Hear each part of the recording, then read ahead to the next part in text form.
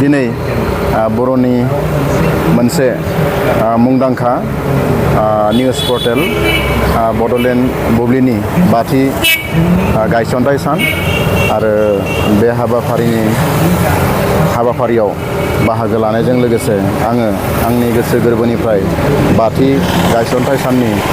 आंनि गोसो गोरबोनि गोजोन हामलायनायखौ बे समाव बिथांमोन साफ्रोमनोबो बड'लेण्ड बुब्लि न'खरनो जासिबाय। जों बयबो मिथिगौ जे बर'आ मोनसे गिदिरथार हारि आरो बे हारिया राव थुनलाइ हारिमु रांखान्थि राजखान्थि बायदिसिना बिथिङाव जौगानाय मोनसे हारि आरो बे हारिया जोबोद मोनसे दुखुनि बाथ्रा दिनैसिमबो जोंहा सेटेलाइट निउज चेनेल गैया। नाथाय जोंनि बर'निनो माखासे सेंग्राफ्रा गोसोआव सानखांनाय फैबाय जे बर' हारिनि गेजेराव जोंनो मोनसे बेबायदि सेटेलाइट चेनेल बा बेबायदि निउज पर्टेल नांगौ होननानै आरो बे लेखायैनो बड'लेण्ड बुब्लिनि जे सामलायगिरि एडिटर इन चिफ मानगोनां राकेश सामसियारि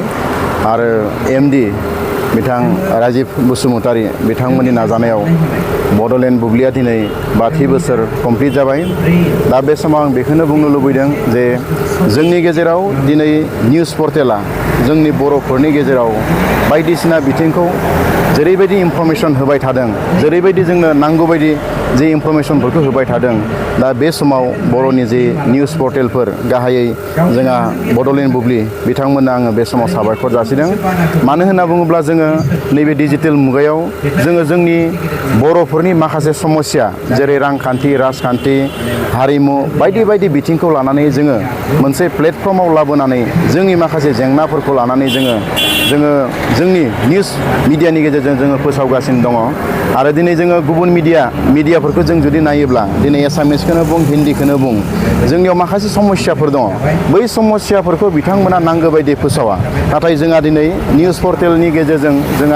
जोंनि बर'नि गेजेराव जोङो खौरांगिरिफोरबो जोङो जोनोम होनो हाबाय खौरांगिरिफोरबो मोननो हाबाय। दिनै जों नुदों आरो माखासे कन्ट्रभार्सियेल माखासे निउसफोर दिनै हमनानै ला जोंनि बर' लिडारफ्रा मोजां बाथ्राखौनो बुङो नाथाय गुबुन चेनेल बा गुबुन सेटेलाइट चेनेल हारसाखौनो बुं बा गुबुनखौनो बुं बिथांमोना एखमबा गुसुङै होनानै आरो बै निउसखौ बिथांमोना मोनसे माने गाज्रि बिथिंजों लांनानै जोंनि बर' हारिखौ गुबुन हारिनि गेजेराव माने गाज्रि नोजोर खोख्लैहोनाय बेबायदि जोङो माखासे निउसफोरखौ नुबाय थादों। दा जोंनि निउज पर्टेला बेफोर खामानिखौ मावगासिनो दङ। एक्सुवेल निउसआ मा एक्सुवेल बाथ्राया मा दिनै जोंनि बर'नि जे निउज पर्टेलफोर बिथांमोना दिनै फोसावगासिनो दङ। दा बेनिखायनो साबायखर जासिदों आरो दिनै आं नैबे समाव आं एसे बुंनो लुबैदों निउज पर्टेलनि दैदेनगिरि बा फोसावगिरि नोंथांमोनखौबो आं खावलायनो लुबैदों जाहाथे नोंथांमोना बेफोर निउसखौ फोसावाब्लाबो जायो होननानै आरो फोसावब्लाबो नोंथांमोना एसे खमै फोसावब्ला आं जोबोद गोजोननाय मोनगोन। बे जाबाय मा दिनै जोंनि दैदेनगिरिफोरखौ राजनितिकनि मुङाव गुबुन हारिनि मानसिफ्रा ओरैबायदि जिगु रायगासिनो दङ। दिनै हाग्रामाखौबो रायगासिनो दङ दिनै प्रमद बर'खौ रायगासिनो दङ सानसुमाखौबो रायगासिनो दङ बा गुबुन जोंनि दैदेनगिरिफोरखौ रायगासिनो दङ। नाथाय जों बे बाथ्राखौ साननांगोन जे हाग्रामानि जे कन्ट्रिबिउसन प्रमद बर'नि जे कन्ट्रिबिउसन बा सोरबा दिनै अनजुलि दैमारिनि कन्ट्रिबिउसन बा दिनै जों सानसुमा खुंगुर बैसोमुथियानि कन्ट्रिबिउसन बैफोर बाथ्राखौबो जोङो साननांगोन। दा बेवहाय जोंनि गेजेराव जों माबा मोनसे जाद्लायनाया जोंनि खोथा नाथाय बे बाथ्राखौ दिनै एसामिसाव बुंनाय लोगो लोगो हारसायाव बुंनाय लोगो लोगो बियो आसाम नाङैनो बियो मोनसे ओरैबायदि मोनसे पाब्लिसिटि जायो। दा जोंनि निउज पर्टेलनि गेजेरजों मोनसे गल्डेन चान्स गल्डेन स्कप जों होबाय थादों जे जोंनि न'खरनि जि जेंनाफोर जोङो गाव सावरायलायबाय थादों। नाथाय बै बाथ्राखौनो माखासे मानसिफ्रा दिनै एसामिसाव बुंनानै जोंनि लिडारफोरखौ मान सनमान गैयै बायदि जेरैबायदि हारसा लेंगुवेजजों हारसा रावजों रायनानै जोंनि दैदेनगिरि जोंनि बिथांमोनखौ आं बिथांमोन साथाम साब्रैनि नामखौल' बुंदों गुबुन दैदेनगिरिनि मुंफोरखौबो मख' बिथांमोना जाबायदि रायगासिनो दङ। दा बेफोर जोबोद दुखु गोनां बाथ्रा आरो जुदि बेबायदि निउसआ एसामिसाव जुदि फैयोब्ला एसामिस लेंगुवेजाव फैयोबा नाथाय बेफोर निउसफोरखौ जाहाथे जोंनि निउसनि दैदेनगिरि बिथांमोना जाहाथे खमै फोसावो हाग्रामाखौ रायनायखौनो बुं बा सोरबा प्रमद बर'खौ रायनायखौनो बुं जोंनि बर' लिडारफोर रायनाया बेलेग बाथ्रा बा जोंनि बर' सोरबा रायनाया बेलेग बाथ्रा नाथाय गुबुन हारिनि मानसिया जुदि बिदि रायोबा बेफोर निउसखौ होयियानो मोजां मानोना जोंनि इयुन जेनेरेसना जोंनि लिडार होनना बुङोबा सोर दिनै प्रमद बर' हाग्रामा महिलारि अनजुलि दैमारि दिनै सानसुमा खुंगुर बसुमतारि दिनै माने गबिन्द बसुमतारि बिथांमोनानो जोंनि दैदेनगिरि दा बिथांमोनखौ दिनै जुगे जुगे रायनाय जिथु निउसफोर बेखौ एबा जोंनि जेनेरेसना सोरखौ रेसपेक्ट खालामगोन जोंनि गेजेराव दैदेनगिरिया दिपेन बर'आनो जोंनि गेजेराव दैदेनगिरिया दिनै सोरबा तरेन बर'आनो जोंनि गेजेरनि बर'नि दैदेनगिरिफोरा दिनै जोंनि राजखान्थिनि दैदेनगिरिफोरानो मोनसे समनि माने बिथांमोना सोरबा एनडिएफबिनि दैदेनगिरिमोन सोरबा एबसुनि दैदेनगिरिमोन सोरबा बिथांमोना माने बर' साहित्य सभानि दैदेनगिरिमोन दिनै बिथांमोना पलिटिकेलाव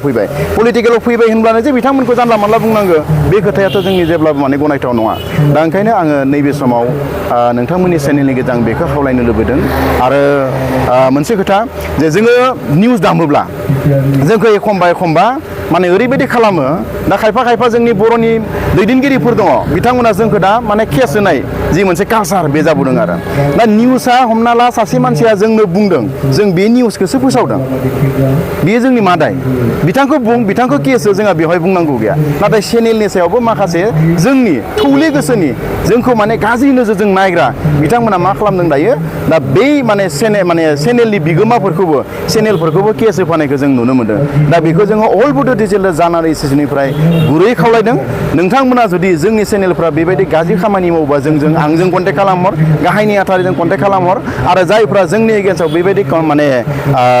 केसफोर होदों बा सानदों बिथांमोना जाहाथे केस होनायफ्राबो जाहाथे उइथड्र खालामो मानो होनना बुङोब्ला जोङो गोबां बिथिङाव जों खामानि मावनो हायो केस होग्रायाबो डिमेरिट्स दङ